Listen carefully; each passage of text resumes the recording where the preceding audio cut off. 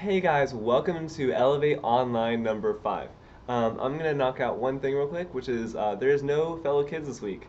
And so it'll be next week just so we can produce higher quality stuff that make sure you'll be enjoying it. It'll be something that you'll like. And so just look forward to it for next week. So we just will have a higher quality and better produced piece for you to enjoy. Which is kind of ironic because our lesson for this week is on patience. And so we started a new series called Reflection last week, which was where we take a look at characters of Jesus, and we take a look at the pieces of Jesus that we can model in our own lives. And so last week we talked about his sacrificial nature, the way that Jesus lived as a sacrifice, and this week we're talking about how he was incredibly patient. And if you're a naturally patient kind of person, then this video is just this kind of like gentle reminder of how you should stay and remain patient. And if you're not a patient person, then it's a dreadful conversation to have, but something that you probably should be hearing. And so I'm in the later group. I am not a patient person.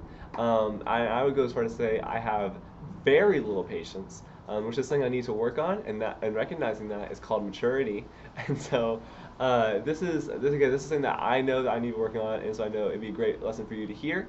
Um, and so I'm going to give us the definition that you can get from Google on patience. And I think it's a great baseline for the way we're going to frame this discussion on patience. And so here's the definition: the capacity to accept or tolerate delay, trouble, or suffering without getting angry or upset. And so it's an ability to do something along with a condition alongside of it. So there's this part, and then you have to do it while also being this way. And so the ability to accept or tolerate, at least, which is two totally different levels. The ability to have suffering or trouble in your way without getting angry or upset about it. And so that's a hard definition. I think it doesn't define someone being patient, but it defines what a heart looks like when it is patient. And so I think it's a great definition, and I think it's great. We're talking about this because again, it's something that I don't have. I have very little of. I have patience, but very little of it. And so when you play Mario Kart, there's a way to get a boost in the very beginning. And if you press the gas at like the twos, like starting to fade away, you get a boost, which in a racing game is vital. And so if you go early though, you get the spin out animation. It's like 3 seconds of just reminding you how much of a loser you are. I mean, really is. And I get it often. It's frustrating because I usually I finish races well usually, so I get like first place. I'm in the front, and then I'll be starting in first place, and then I will I'll start past the finish line in sixth place because I've had to watch my character, who's usually King Boo, spin around going blah blah blah blah blah for like 3 seconds while everyone just guns it by me. And so not a patient kind of person. If there's any like patience mechanic in a game, just know that you're gonna have a huge advantage over me because I jump the gun too early every single time. But I would go as far to say that Jesus would never spin out in Mario Kart. Jesus would never see the loser animation in Mario Kart. As bold, I'm gonna go with it though. And so Jesus he was an incredibly patient kind of guy. And our story that we're going to talk about is going to take place in Luke chapter 4. And I think it's a great way to demonstrate how patient Jesus was. And so if you want to read along, get your own translation out, pull your own Bible out, it'd be great. Again, it's Luke chapter 4. We're going to start with verse 1, so very easy. And then if you, just so you have, while you're pulling that out, I'll give you a little bit of information. This story is also available in Matthew chapter 4 and Mark chapter 1. Mark chapter 1 only has 2 verses on the story. It summarizes the whole story in 2 verses. So Mark had places to be. And so, not a patient writer, I guess. And so, so we're in Luke chapter 4, and I hope you're there now. You could pause me, I guess. But I'm going to start reading it right now with verse 1 and 2 because it gives the context to our story. And Jesus, full of the Holy Spirit, returned from the Jordan and was led by the Spirit in the wilderness for 40 days, being tempted by the devil. He ate nothing during these days, and when they were ended, he was hungry. And so this is a great context where we're at. So Jesus has just been baptized. This is when God speaks from heaven. The Holy Spirit descends upon him as a dove. He says, "This is my Son in whom I'm well pleased." And see this moment that Jesus is coming from that is very emphatical on the fact that he is definitely fully God. He is definitely fully attached to God up in heaven, and so he is himself fully God. And then we have this moment now in this story that we kind of transition to the fact that he is also fully man, because he is hungry. I mean, they say outright, like, he didn't eat for 40 days and he was hungry. And so it's a great beginning to that story. Just to give you a little context there of what it looks like. Again, and the devil's tempting him during this. And so I'm assuming that at the very end of this, as he's about to kind of start wrapping up, he's about to kind of finish these 40 days, I imagine that's where the devil's attacking him. Because you're not really weak when you've only gone like a day without food, but you're really, really weak and really temptable when you've gone 40 days or close to 40 days without food. And you're obviously very hungry, as he emphasizes here. And so the devil pops in with the first temptation, which I think might be the hardest temptation, and it's this. The devil said to him, "If you are the Son of God, command this stone to become bread." And Jesus answered him, "It is written, man shall not live on bread alone," which is a great response. Jesus is quoting the Old Testament, Deuteronomy 8, chapter 8, verse 3 to the devil here, saying, listen, I don't need only bread. I can survive these 40 days. I'm gonna make it to the end. You're not gonna ruin this for me. And so as he's doing this, he's working his way, he's working his way to the end of this finish line of these 40 days, and he is not falling short because of the devil's temptation. But the devil works really hard here, and he moves forward very quickly, takes rejection, goes, all right, number 2, let me pitch this one to you. And so in verses 5, 6, and 7, and 8, here's what he says.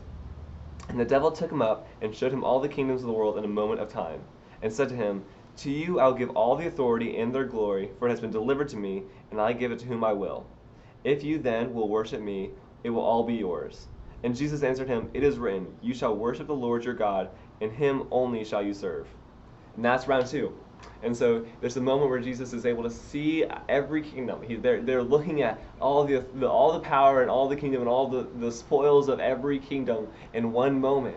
And the devil's like, listen, you worship me once. You worship me right now, and I'll give you all the authority and all the glory in heaven and on earth that you could ever want. And so again, Jesus goes back to Deuteronomy to respond to him, to tell him no. And this time it's Deuteronomy 6:13. He says, you shall worship the God, you're the Lord your God, and only him shall you serve. And so Jesus again just overcomes this temptation to say, listen, if I had all the glory on earth, then my ministry, as I'm about to launch it, would be super successful. I mean, if he had all the power and the wealth and the glory that that the earth could offer, then everyone would turn to him and listen to him in a lot more than the way than he was. People were listening to him if he came in as a carpenter's son. And so Jesus is incredibly good here at responding to the way that the devil's tempting him, because again, it's just, hey, listen. You worship me now, I'll give you a boost. You'll have the easiest pathway. Everything in the world will be basically delivered to you on a silver platter, and you'll have a life of no challenges. And that probably had to be tempting because Jesus knew that his life was going to be full of challenges, ultimately to the death on a cross. And so that temptation also probably had to be very, very hard for Jesus to turn down. And so he turns him down though, right? And then the devil quickly moves on to the third one because he's still working very hard to tempt Jesus. And so he goes on to verse 9 through 13, say this. And he took him up into Jerusalem and set him on the pinnacle of the temple and said to him, if you are the Son of God, throw yourself down from here. For it is written, he will command his angels concerning you to guard you. And on their hands they'll bear you up, lest you strike your foot against a stone. And Jesus answered him, it is said, you shall not put the Lord your God to the test. And when the devil had ended every temptation, he departed from him until an opportune time. And so that's the story, right? So this is, they go into Jerusalem, which is like the hot spot of all like religion and all these things going on. Like Jerusalem is the place to be. It's a very large city. And in this moment, he's like, listen, you throw yourself off.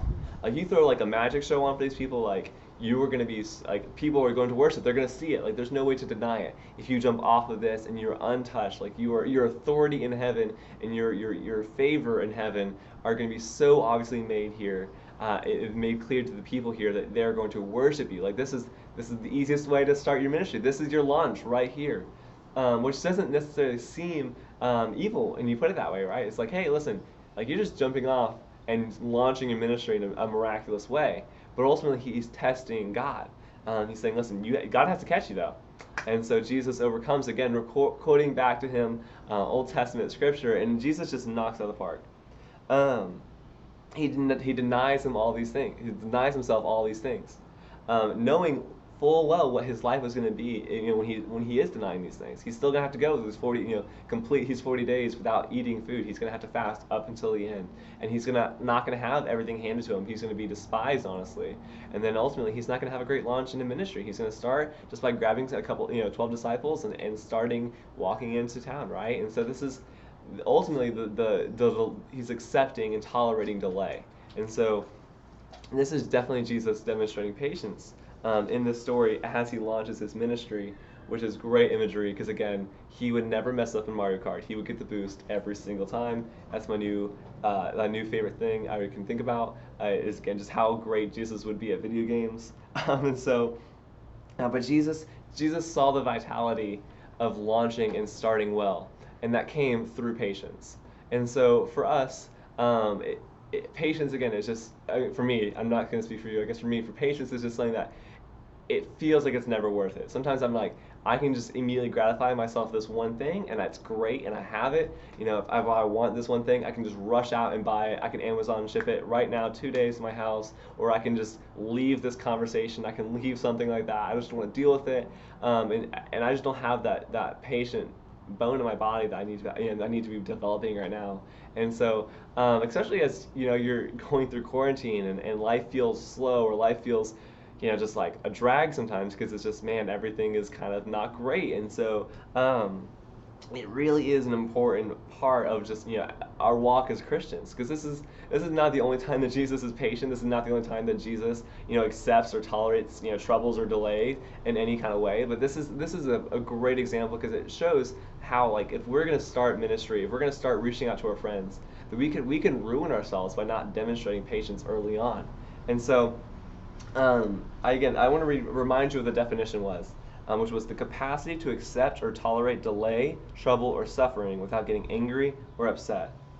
And so in And so in this, we talked about the true marks of being a Christian in Romans. That was on Wednesday at our Zoom meeting. And verse 12, it said this: rejoice in hope, be patient in tribulation, and be constant in prayer. I'm going to repeat that part because it says be patient in tribulation. Be patient in tribulation. And so in this moment, if you look around and you see the fact that you were inside your house and have nowhere to go, I would say that's pretty close to tribulation. You're pretty close to being just in a place that's just not enjoyable. And so as I wrap this up, Emily's going to come on, as she always does every week, and she's going to give you some ways that you can be challenged to be patient this week, and you can work on it. That we're also going to be doing, because again, I need to be working on my patience. My hope is that you remind yourself that patience is key to starting and launching into the world and sharing Jesus. And we've been talking about your testimony and how you need to be reaching your friends and contacting them and working hard to start being a minister to the friends around you that wouldn't hear Jesus otherwise. And I hope that you launch well, and you remember that patience is key to having a great start in ministering and reaching people who are lost. Hey guys, so this week Eli talked about patience, and this can be a really hard one right now when we're stuck in our house and there's just not a lot to do, and watching movies and playing video games and sitting around all day can really make it easier for us to be impatient because we're frustrated or whatever. But as you may have noticed, this week we are outside, and that's because we want to encourage you guys to get outside as well. There's just something about getting fresh air and exercise that helps you reset your mind and put you in a place where you're able to be patient with those around you. And I know it's kind of hard right now because you can't really go anywhere, but there's plenty of things you can do from your own front yard and backyard. You can read a book outside, you can go for a walk around your neighborhood, you can kick a ball around with your siblings. Whatever it is, just get outside and allow yourself to reset and come back to a place where you're able to be patient with those around you and show the true heart of Jesus. And then don't forget to join us this week again for our Zoom on Wednesday night at 6 p.m. We send out the text message every week through Remind and email. And if you haven't been getting it and you're still confused, please reach out to us because we'd love to see you and get to hang out with you for a short time on Wednesday. We miss you guys, and we hope you guys are doing well. If you need anything, don't be afraid to text me or Eli. See y'all next week.